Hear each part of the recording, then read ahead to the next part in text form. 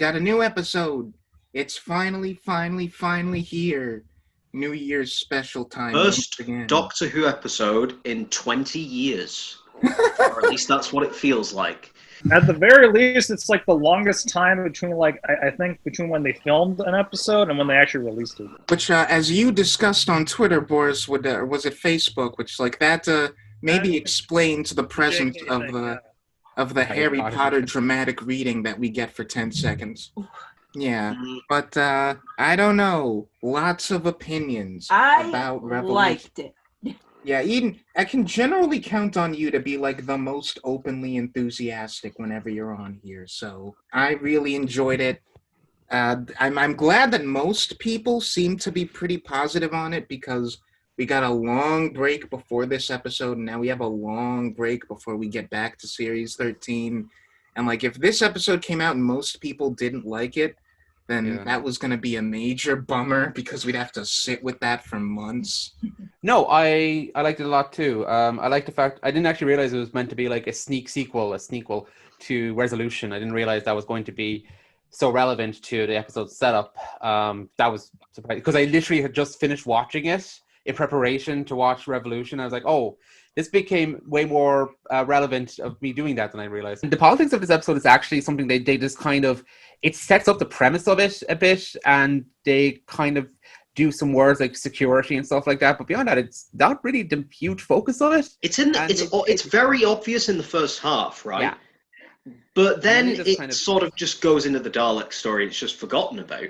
I think that tends to be an issue with Chibnall's politics, where he's very forceful about it for like 5 minutes, and then for the rest, and then it just forgets about it. It comes across as a bit preachy. I think whether or not Chibnall meant to carry it through the entire episode, I think the whole Daleks as like cops and what does that mean thing, it's part of the story.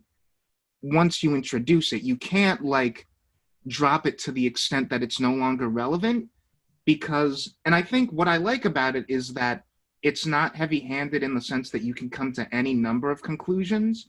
Like, you could say, we are literally drawing a parallel between Daleks and the police. And again, like as Eden mentioned, the Daleks being a Nazi allegory, how do you stop police that have become overly violent? Well, the Doctor's solution is to just let them eat their own, their own tails, basically, because that ideology is self-destructive as much as it destroys anything else.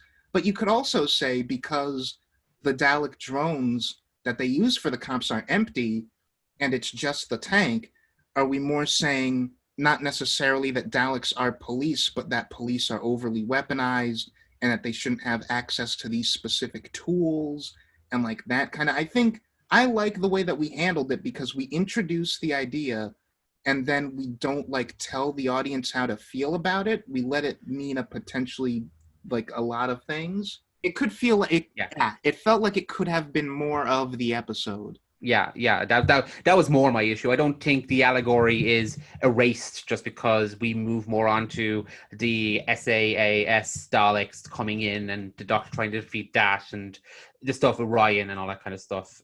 So I know that in the chat we mentioned like not loving the way that the Dalek drones looked. I really didn't have a problem with it. I thought they looked cool. I also thought they looked cool. I have really mixed feelings because I thought, okay, when they were shown at different angles, I thought they looked fine. Yeah. Especially, I think the first bit when they go in front of Downing Street, I thought that bit actually kind of gave me chills. Like, Jesus, okay, yeah, these are like security drones. And then the bit where they kill the Prime Minister, they turn towards the camera. It looked horrible. They just literally looked like CGI, like cartoons, and it just looked like really bad. It was just that one bit. I didn't even know if I was from other angles, they look quite good, I thought. I liked how they like heated up or whatever when they were about to fight. That effect looked really good. Yeah, I like the switch from the blue light to the red light. Yeah. The lighting in this episode all around is really cool. Lighting in this episode is great. Shout out to the scene of Jodie and Jack in the TARDIS, and everything's completely blue except blue.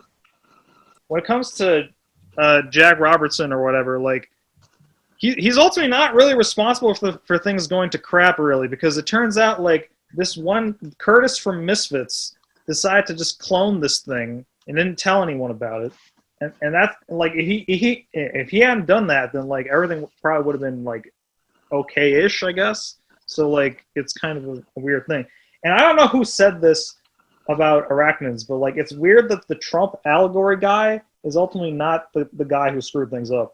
Ultimately, my hot take is that Jack Robertson was actually never meant to be a Trump parody, and I think people took the wrong idea from it. The whole idea of it, Jack Robertson is he's supposed to be a caricature of basically just rich businessmen, and I think that this episode made it really obvious. The whole thing with Jack Robertson is that he's supposed to be just literally cares about nothing but money, and I know a lot of people don't like the character, but I personally think he's like very entertaining for what he is. He's a really good actor. If you've seen him in anything else he's in, and I think that's probably why I like him, because I think Chris Noth just puts like so much effort into it. Just the way, just with his facial expressions and everything is hilarious. And I actually really like Jack Robertson in this story, and I think a lot of it is Chris Noth's performance. He's just so unambiguously slimy and untrustworthy, and I like the fact that they have this weird frenemy dynamic with him. I actually wouldn't mind him coming back because he adds a different edge to certain recurring characters, and that could be really fun. It can also be kind of like what they do with Win and DS9, but maybe you guys haven't seen it. But like basically, it's like it was this character that like was kind of this enemy person that eventually ended up in a position of power, and then for a while they were kind of button heads and sometimes teaming up with the main crew sometimes. So yeah, I kind of like there's some energy with this relationship that I kind of like. I just like that he doesn't feel like usual antagonist characters do. And like part of that is definitely the performance, but I think part of it is also in the writing. Like he's got this energy to him where every time, unlike any other bad guy in this show, he's just got this vibe of like, I don't know what you're talking about. What do you want from me? Get off my back, jeez. If we come back to modern day Earth in Series 13 and he is President of the United States, that would be amazing. I would love that. This makes me think of what is another thing that I just saw, which is Pedro Pascal as Max Lord in Wonder Woman 84, where I think he was that. I think this is one of those things where it's difficult to separate the subtext from the text of the character, because I think Maxwell Lord and Jack Robertson have the same thing where in the story, like the person that they are is not necessarily a Trump allegory. Like the two characters are different from the person that is Donald Trump in very substantial ways, but also this is a movie and an episode of television coming out in the year 2020 where Donald Trump is one of, if not the biggest media figure on the planet, and they are playing to a stereotype that Trump kind of helped codify. I would say Maxwell Lord leans a bit more into it, but yeah, I agree that it's just a rich business guy is going to be compared to Trump naturally. And yeah, Jack Robertson is very different. He's very different in kind of style, and he could be taken from a lot of different figures, not just Donald Trump. So yeah, I think especially with this episode, I do think that people reading that into him from Arachnids, they were reading a bit too much because it was as Nick said, it was inevitable they would see that in him. Well, also in the Arachnids episode, they directly mentioned Trump. So yeah, I think it's kind of unavoidable once you make becoming the president a thing that this character is interested in. I will also say that I actually really enjoyed a lot of the side characters because we brought up the political thing. One of the reasons why I wanted a bit more of an emphasis on it is that I actually really like the actress who plays the Prime Minister. I like that she's a very thinly veiled Tory. That was really funny. She was literally just discount Theresa May. Theresa May, yeah. It was literally just an obvious parody. It wasn't even like... Yeah, it was so on the nose. But I think the actress plays it deliciously. She's just so unapologetically... Yeah. Again, I guess Chibnall's thing is writing unapologetic bastards as his villains. And I know because... Boris mentioned, I actually do like the scientist guy who like basically just creates a Dalek he clones a Dalek mutant in his backyard. I like how like ridiculously enthusiastic he is, even beyond the point of ethics and morals, and I like the fact the episode's very sympathetic to him. That like he went a bit beyond his grasp, and he suffered really obvious consequences for it. And I really liked his little arc. Well, not arc, but more like him failing because of his own hubris. We've talked a lot about the bad guys. Let's talk about the not bad guys. Do you want to just start with the prison stuff, because that's where the Doctor starts in this episode? I thought the stuff in the prison in isolation was a lot of fun. Where the Doctor is making friends with like the Weeping Angel and the Thing just out of pure boredom, and Jack getting arrested and saving and stuff. It did make me wonder, because like it's over with so quick, and it doesn't have a huge kind of weight onto the rest of the narrative. Like, I think you could have had the Doctor not appear in front of the companions in other ways. It just felt a little bit kind of like they just wanted to move past that cliffhanger and just kind of move on. Like, in my mind, the justification, because you're right, Dan, we could easily have had any number of things happen that would stop her from getting to the companions in a suitable amount of time. You know, the TARDIS is wonky, whatever. It missed them by a year or more. But I think it matters that she spends a lot of time alone after the previous episode. Where, like, if she had had them around her, and if it hadn't been that long for her and she'd had people to, like, help her process this, she spent almost 20 years in one place by herself, just left to think about this.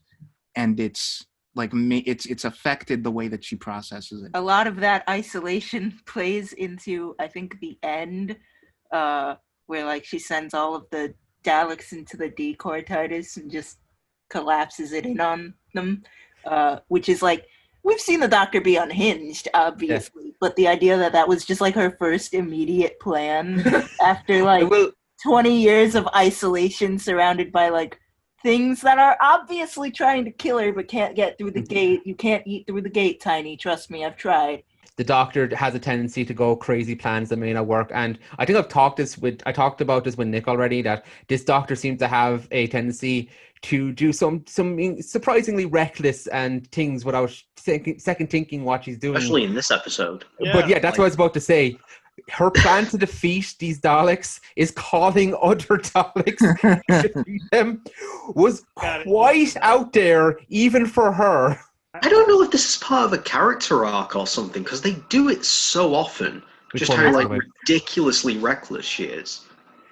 I don't even need it to be part of a character arc. I just like that it's a character trait.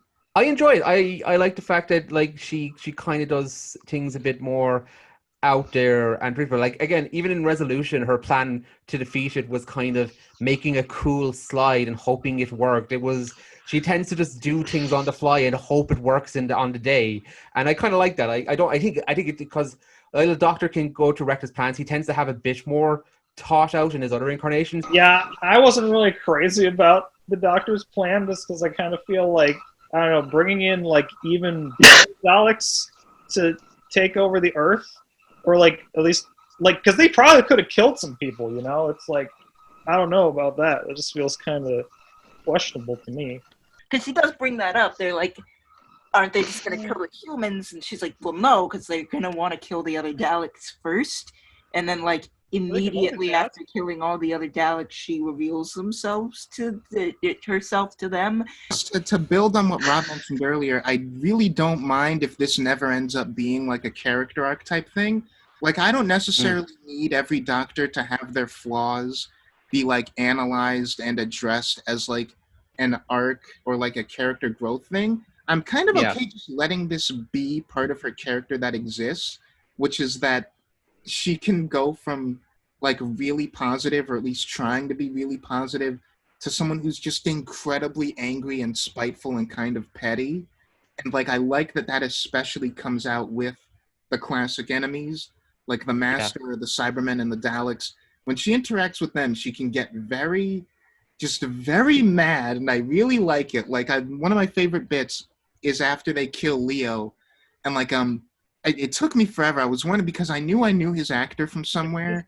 He's one of the guys from Misfits. After he's dead, And like we get a good like minute long just hold on her face. And it's in the discussion with Ryan. Part of her being alone for all that time in prison and just like stewing in her thoughts is like, no, now there's this anger that's just like a part of this person and it's gonna be coming out sometimes.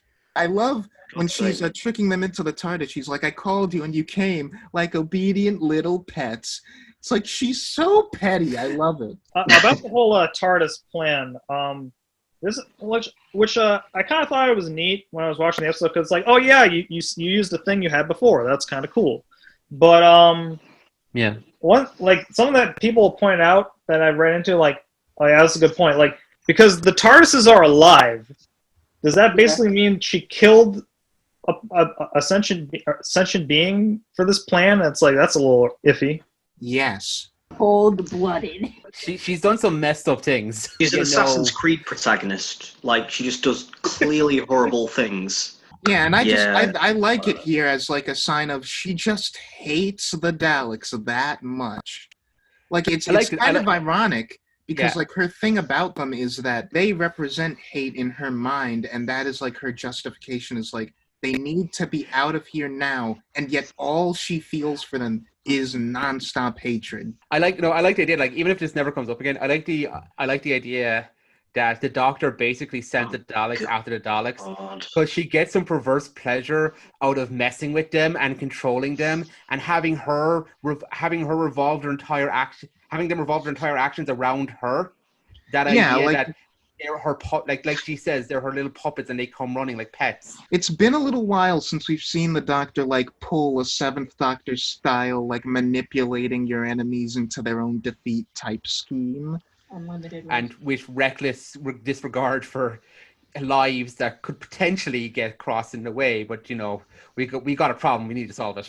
I really like the whole thing about the Daleks having a kind of faction that destroys impurities or whatever, because one of the things I like about the Daleks is that they, again, it goes back to their fascist ideology.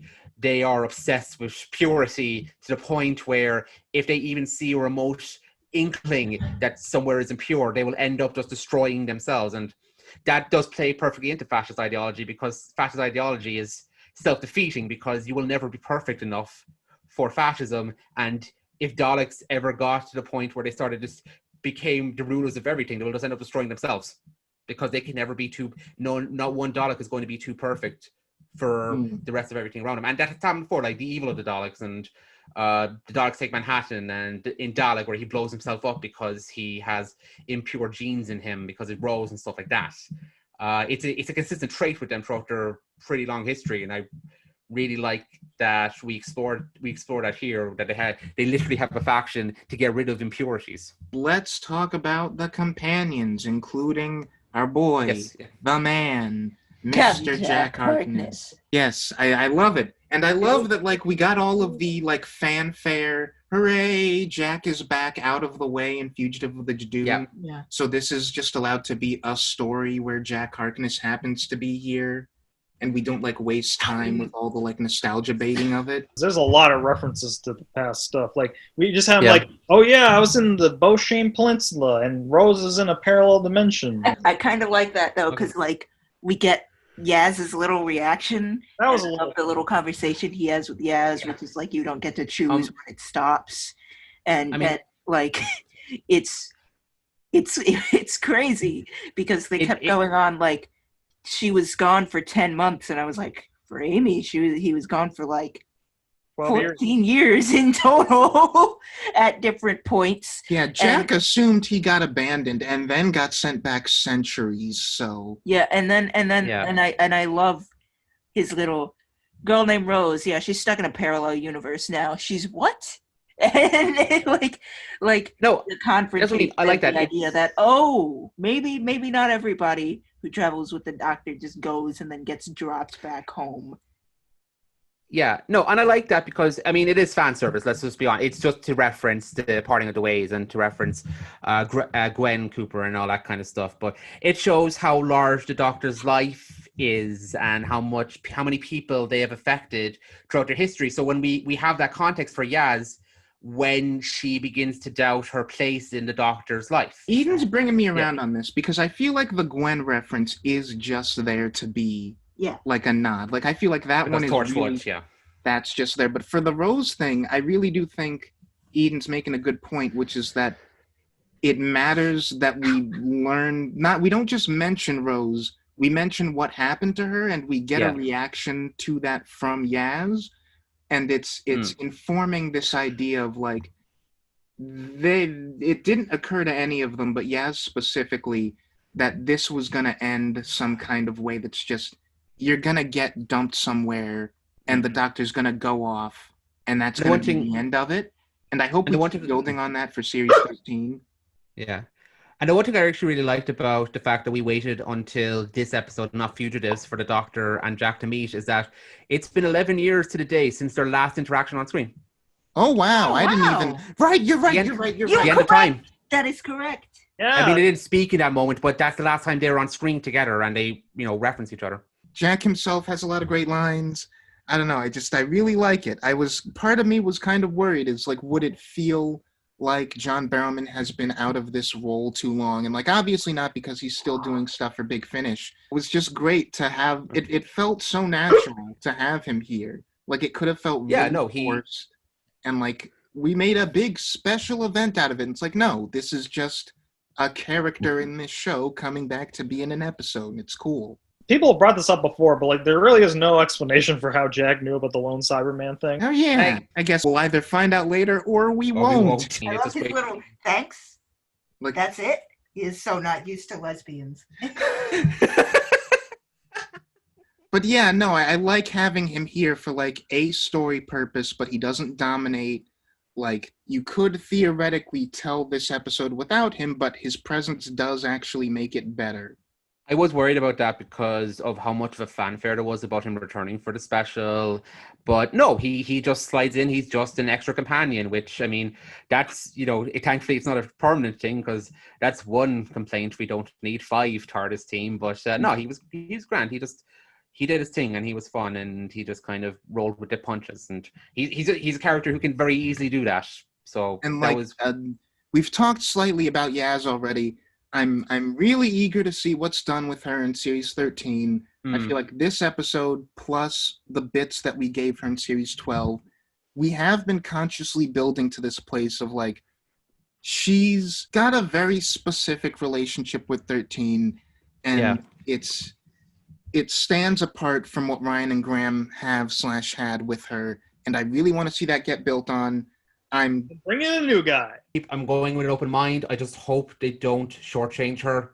Again, I'm the new guy. I'm going to be cautiously optimistic that Chibnall can write, or he can juggle 2 companions better than he can 3, because he did a really good job with Amy and Rory in the episodes that he wrote for them. I think that, I'm one of those people who I'm kind of disappointed because I thought this was an opportunity to really flesh out Yaz, give her a good arc or something like that in the next season, and then all of a sudden they just add some other companion here with not even a big announcement or anything. Controversial opinion. Like I said, I loved Jack in this episode. Jack in the episode, he's a lot of fun. John Barrowman's always charismatic, stuff like that. Because Graham was so shortchanged, we could have done without him just to give Graham more screen time. I just feel like the stance I'm coming at it from is that, yes, Graham got shortchanged in this episode, and that's unfortunate because it's his goodbye episode. But of the 3, he's gotten the most to do character-wise before now.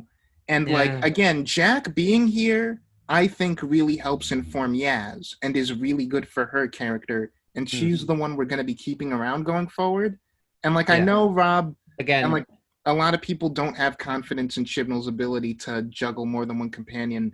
I honestly am a little bit confident that he's doing something with Yaz, and I like that we set that up here. And if that came at the expense of Graham, then I'm fine with it, honestly. The consistent problem with the episodes is that at least one character would get shortchanged. So, Yaz and Ryan had a lot to do in this episode, so Graham got shortchanged. And usually it's Graham and Ryan have a lot to do, so Yaz gets shortchanged, etc., etc. Yeah, which is why I'm fine. I'm fine with 2, because it seems like he can handle 2. He can handle 2. He can't handle 3, it seems. I don't know if that's just a function with the show itself, because in general, 4 TARDIS teams seem to be too much for the show, even back in the old days. I'm hoping, like I said, that they are doing something with Yaz and her relationship with Doctor, especially in this episode. They really emphasize it. So I'm hoping she does get a lot more focus, and that they can actually handle having 2 people in the TARDIS instead of 3, because I guess having a full TARDIS team was a mistake. Even if they just like maybe introduced them one by one by one, Yes, they should. they would have made it more of a difference. Anyway, it could just be the structure of the modern show. Like, they usually get 45 to 60 minutes. That's not a lot of time to give everyone something to do. I think we're gonna be able to make it work with 2, and like we're not gonna have the thing with like with Ryan, who's also left now, which is like I think Ryan personally got some good character work, at least in series 11. But the thing that he missed across both series is that he and the Doctor never really got the chance to forge a relationship, which is unfortunate because we do that in this episode, and I think it really works. The scene between the 2 of them just sitting down and talking about stuff, like, and this is what I'm talking about, because I brought this up a couple times. The basis for a really brilliant relationship is right there, and if we'd had it in the previous 2 series, then this scene would land even harder, which is that I feel like the Doctor should have on some level been a parental figure for Ryan, because when we get to this episode and the way they interact, I think there are clear parallels between like this situation and him and his dad. It's a sequel to the episode where Ryan's dad popped up. It's another New Year's special. And like Ryan is handling this situation so much better and so much more maturely than the last time that kind of figure in his life left him for a long time. He's only able to help the Doctor out and like have that discussion with her in this episode because of the growth that he had with his dad in the last special. And I think that becomes really clear and really obvious if the 2 of them are allowed to have a relationship in series 11 and 12. I will say, I know that people are going to laugh at me, especially because we just started complaining about how Chibnall was lacking in character development. He's a good writer when it comes to character drama, except he's writing a sci-fi show. I brought this point up before. I don't think he does a good juggling act with doing kind of both aspects, but I think his human drama can be really effective in the small bursts. He just can't really mingle it well with the sci-fi stuff. And I think that's really clear in Resolution, where the stuff of Ryan's dad is really well written, but it doesn't really gel with the Dalek stuff. They just kind of cram it in near the end to make it cohesive, but it feels like 2 different episodes. Well, here's the thing. Lucy and I, on a thing that is at some point going to go up on the channel, we had a discussion just about the showrunners. And I think I've come to the realization that like what separates Chibnall from Moffat and Davies is that those 2 were writing melodrama, and Chibnall is kind of just writing straight drama. And melodrama it ties in more naturally with all of the really heightened sci-fi stuff. I think the scene in isolation with the Doctor and Ryan is really good. It's really effective. I like them interacting together. The 2 actors bounce off each other really well. The problem is we have no basis for the relationship, so this isn't really a payoff too much, because I'm kind of repeating what Nick said, but my whole thesis is that he's just not very good at balancing the character stuff with the sci-fi drama and trying to mingling them in. And actually, that's a really good point about the melodrama. There is potential for this cast to be really good together and to gel together. They just don't have a chance to shine or grow and develop their relationships together. And that was a shame, especially now they're at the end of it. I like that we have a companion who just decides to stop. Like, it's been how long since Martha was the last one who did that? And I like that we have set that up previously. We're in a previous episode, and I like that one of the reasons Ryan mentions he has to say is because of his friends. Yeah, that kind of set. Yeah, that episode did kind of set this up a bit. And people brought this up, but it would have been nice to have seen a little bit more of Ryan actually trying to do world helping stuff a bit more. Or that might have been nice to see. I like that scene in the opening where Graham and Ryan are kind of coming together as a unit to try to talk Yaz out of getting out of the TARDIS house. Because it shows how much they've grown together, and it's a little bit less on the nose than the bike scene at the end.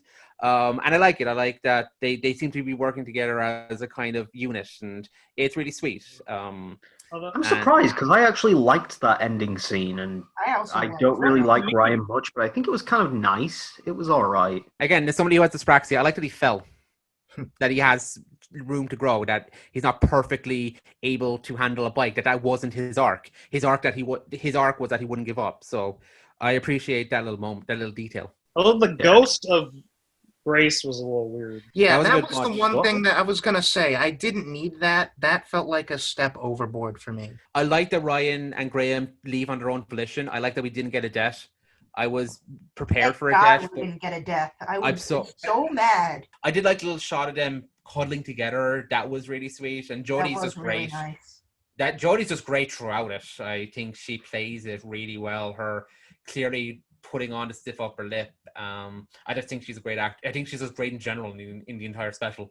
But yeah, it just goes on a bit too long for me, and there's a bit too much. Again, I love a good callback, especially in my own writing. You do have aliens in Sheffield. Yeah. It just felt a bit. It just felt a bit too piled on for my own taste. And I will say this is subjective. I know a lot of people really loved the ending. I just felt it went on it. Really loved the ending and really loved the departure. I just felt it went on a bit too much.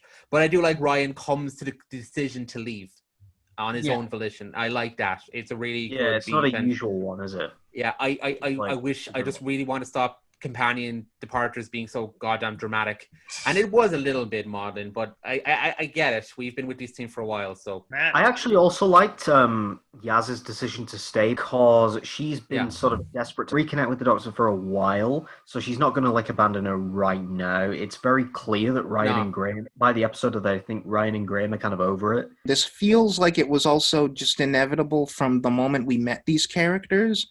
Like, it feels like from the first time we saw them, Yaz was always going to be the one who, if she could, would stay on longer than Ryan or Graham did. From the first episode, what she wants to do, she has a goal, and that is to, like, impact things and make a difference. And being with the Doctor allows her to do that in a way that her job certainly does not. We open this with this character as like, I want to be doing things. I want to be out there being proactive. Want a character, damn it. We say that because she has gotten continually shortchanged, but we do establish her with a character motivation, and that motivation has not changed. So she has no reason to stop traveling right now. I think they have character. It's just not very well. I just don't think they're very well fleshed out. And they're not that I don't think they're as, I know how to put this, larger than life like a lot of the cast companions we've had before. No, like I said, I agree with Nick, especially because when it comes to series 11, where I think that like Ryan and Graham had a good decent amount of development, whereas Yaz really didn't. So we haven't really done much exploring her character. We got a bit of it more in series 12. So I'm hoping we continue with that. So I think it makes sense for all the characters because, again, like I said, Graham was trying to look for something to replace the void that was Grace passing away. And with him and Ryan coming together, he has found that center. He's found what he wants, where he wants his life to go, and that's looking after his grandson and seeing him grow and mature as a person, and now apparently fight aliens from their Sheffield base. So aliens. I'm happy with this build up. Again, would have preferred it to be a two TARDIS team, but we've already discussed that. That's just not what's happening. I really liked. I could always go back. Oh yeah. I love that. Make sure I got there. And Yaz is just goes, like, it's okay to be sad. It's okay to be sad, which was really something I needed to hear in like at the tail end of 2020.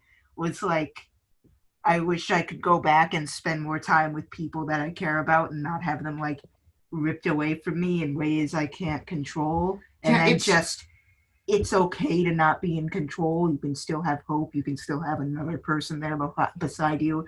But even if you are this extraterrestrial being of hope and love, nothing is like, not everything is in control. And like, even for the Doctor, it is okay to be sad. It's okay to not. And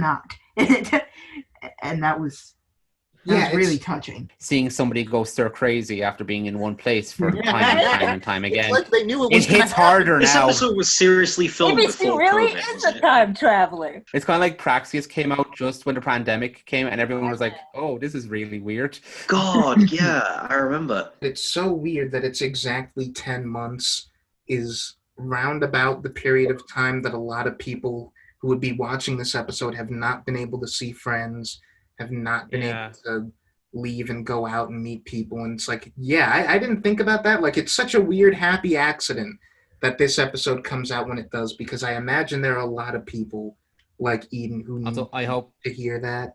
I love the fact that the Doctor has been in prison for a couple of years. They don't actually give a specific amount, but she says do They decades. do. It's specific 19. He's 19. Okay. She never brings it up and she gets really wound up about the fact that she didn't see him for 10 months, but she never brings up how long she's in prison. Yeah, I like, really like like that. I that. feel like they should have had more sympathy about that.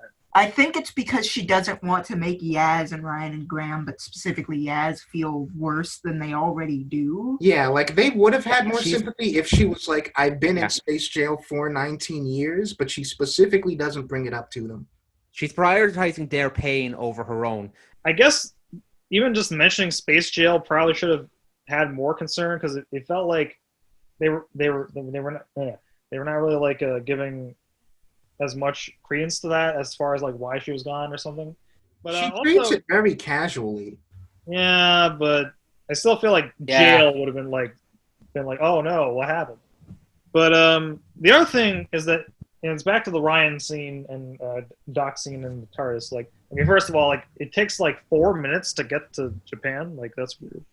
But like we're bringing up the timeless child stuff again, and like I'm fine with there being more follow with that, but I'm starting to feel like the whole identity crisis thing is getting really repetitive, because like she's been given the same speech about like how you know who you are. Like this is the third time now, and I feel like we're not doing a whole lot of progression. I'm of two minds about it, because usually, like prior to the Timeless Child reveal, what we would do is like the thing that the 12th Doctor did, which is like, I'm not sure who this version of me is. I'm having a very kind of general, nebulous, I'm not 100% sure what my values are, what I represent as a person. Yeah. And like, we've been repeating that, and yeah, I'm a bit sick of it. But the side of it that I like is that it's specifically, it's not her fault this time. Like, she thought she had a solid grasp on her identity, and that was taken from her. And it's another aspect of like, the real tragedy of her being the timeless child is that like these things are out of her control, and the other Time Lords like Gallifreyans, like they wronged her. Like, this is something that was done to her, and like she's rightfully angry and torn about that. It's like I thought I was this person, and then it turns out people completely outside of myself maybe twisted that and took that away from me. And again, maybe I'm misremembering the speech, but when Ryan is talking to the Doctor, that felt a bit more proactive to me. He's saying like, you know, you should like then more that it's not just trying to reassert her sense of identity. It's more you should be annoyed by this. You should find the truth to this. You should search it out. And I Yeah, hope he's they like, follow how that. do you feel about that? And she's like, I feel angry. You should feel the way you feel. It's valid, and you should search out answers and stuff. And I hope they do follow this up in Series 13, and we finally get Omega. I know Omega is coming. Omega is coming. Anyway, Arc of Infinity. It's never Part Omega. 2. It's never Omega. it's never Omega. I know. I wasn't crazy about the episode, but like I didn't hate it. There was a couple neat things. I do think Graham could have gone more.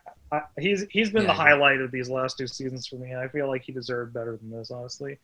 But like, you know, it wasn't all bad, and like there's probably some other stuff that is wrong with it to go into, but I'm not that person right now, so someone else will probably go into it. I enjoyed it a lot. I don't think it was I don't think it was as good as Resolution was. It had a lot more to do and a lot more by design, so it was a little bit messier in places. I think there are characters that were short-served that should have gotten a bit more to do and plot point and like ideas and themes that could have been a bit more fleshed out. But overall, I really like the Daleks in this. I think that Chibnall has a really good grasp of their personalities, and the kind of add-ons they do make sense for their lore.